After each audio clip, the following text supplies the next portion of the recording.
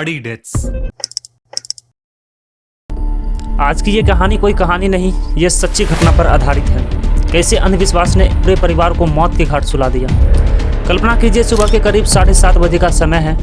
गली में रोज की तरह दूध वाला आता है, घंटी बजाता है, लेकिन आज वह दरवाज़ा खुलता ही नहीं। उसे अजीब लगता है क्योंकि इस घर में कभी ऐसा नहीं हुआ था। यह घर था भाटिया परिवार का, एक साधारण सा परिवार, धार्मिक सा परिवार, खुशहाल सा परिवार, जिनके बारे में पड़ोसी कहते थे कि इससे ज़्यादा शांत और संस्कारी लोग शायद ही मिले।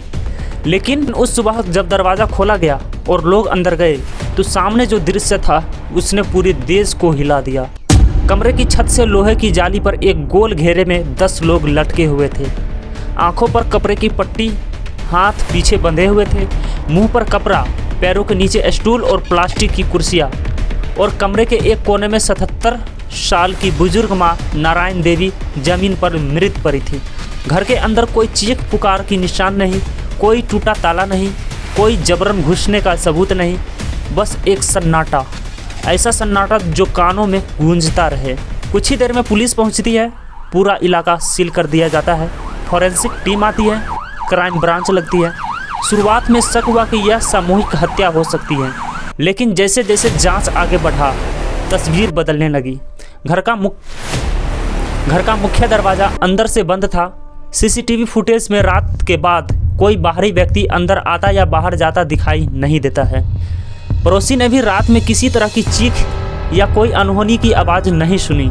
जब शवों को नीचे उतारा गया और पोस्टमार्टम किया गया तो डॉक्टरों ने साफ बताया कि मौत का कारण लटकने से दम घुट गया था, यानी आत्महत्या थी। किसी के शरीर पर जबरदस्ती या मारपीट के गंभीर निशान नहीं मिले। किसी के खून में जहर या नशीले पदार्थ के संकेत नहीं मिले। यानी जो भी हुआ वह घर के अंदर ही अपने ही लोगों के बीच हुआ था। जांच के दौरान घर से 11 डायरी मिली, साधारण कॉपी, लेकिन उनमें लिखी बातें असाधारण थी। कई सालों से रोजाना कुछ न कुछ दर्ज किया जा रहा था। उसमें लिखा था कि परिवार को एक विशेष पूजा करनी है, आंखों पर पट्टी बांधनी है ताकि डर ना लगे, हाथ बांधने हैं ताकि क्रिया पूरा हो, और सबसे अजीब लाइन थी, डरना मत, भगवान सब संभाल लेंगे। फॉरेंसिक हैंडराइटिंग जांच में पाया गया कि ज़्यादातर लिखावट ललित भाटिया की थी।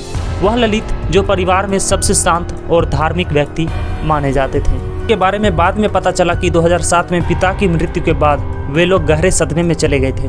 कुछ समय तक बोलना भी बंद कर दिया था और फिर एक दिन उन्होंने कहना शुरू किया कि उनके पिता की आत्मा उनसे बात करती है और उन्हें मार्गदर्शन देती है। धीरे धीरे पूरा परिवार इस विश्वास में डूबता चला गया। उन्हें लगा कि वे कोई आत्महत्या नहीं बल्कि मोक्ष अनुष्ठान करने जा रहे हैं, यानी इससे पिता को मोक्ष मिलेगा। डायरी में बर पूजा नाम का जिक्र था और उसमें ठीक वही प्रक्रिया लिखी थी जो उस रात घटना हुई थी। 30 जून 2018 की रात सबने मिलकर तैयारी की, रस्सियाँ बांधी, स्टूल रखे गए, पट्टियाँ तैयार की गई और सबको विश्वास था कि जैसे ही अंतिम क्षण आएगा कोई बहुत बड़ा चमत्कार होगा और वो सब बच जाएंगे, उन्हें नया जीवन मिलेगा। लेकिन सुबह जब दरवाज़ा नहीं खुला तब तक बहुत देर हो चुकी थी। करीब 6 महीने की गहन जांच के बाद पुलिस ने प्रेस कॉन्फ्रेंस में कहा कि यह मामला सामूहिक आत्महत्या का है और इसमें किसी बाहरी व्यक्ति की भूमिका नहीं मिली। मनोवैज्ञानिक ने इसे शेयर्ड साइकोटिक डिसऑर्डर यानी सामूहिक मानसिक भ्रम बताया। एक व्यक्ति का भ्रम धीरे धीरे पूरे परिवार की सच्चाई बन गया। किसी ने सवाल नहीं उठाया, किसी ने विरोध नहीं किया, सबने विश्वास कर लिया और यही विश्वास उनकी मौत का कारण बन गया। इस घटना की गूंज इतनी दूर तक गई कि 2021 में इस पर एक डॉक्यूमेंट्री सीरीज भी बनी, the house of secrets, the Burari death, जिसमें पुलिस अधिकारी, पत्रकार और रिश्तेदार बताते हैं कि कैसे एक सामान्य परिवार धीरे धीरे अंधविश्वास और मानसिक प्रभाव के जाल में फंस गया। डॉक्यूमेंट्री देखने के बाद भी एक सवाल रह जाता है, क्या सच में वे आखिरी पल तक मान रहे थे कि वे मरेंगे नहीं? सबसे डरावनी बात यह नहीं है कि 11 लोग साथ चले गए। सबसे डरावनी बात यह है कि उन्होंने इसे मौत नहीं समझा। उन लोगों को लगा कि यह एक आध्यात्मिक प्रक्रिया है। अगर उस रात किसी एक ने भी सवाल पूछा होता, अगर किसी एक ने भी रस्सी खोल दी होती तो शायद यह कहानी नहीं होती। लेकिन विश्वास और भय का जो मिश्रण उस घर में बना था, उसने तर्क की हर आवाज़ को दबा दिया। आज भी वह घर वहीं खड़ा है, दीवारें वहीं हैं, गली वही है, लेकिन जब लोग वहाँ से गुजरते हैं तो एक अजीब सा सन्नाटा महसूस करते हैं। और शायद असली डर उस घर में नहीं, असली डर इस बात में है कि इंसान का दिमाग जब अंधविश्वास और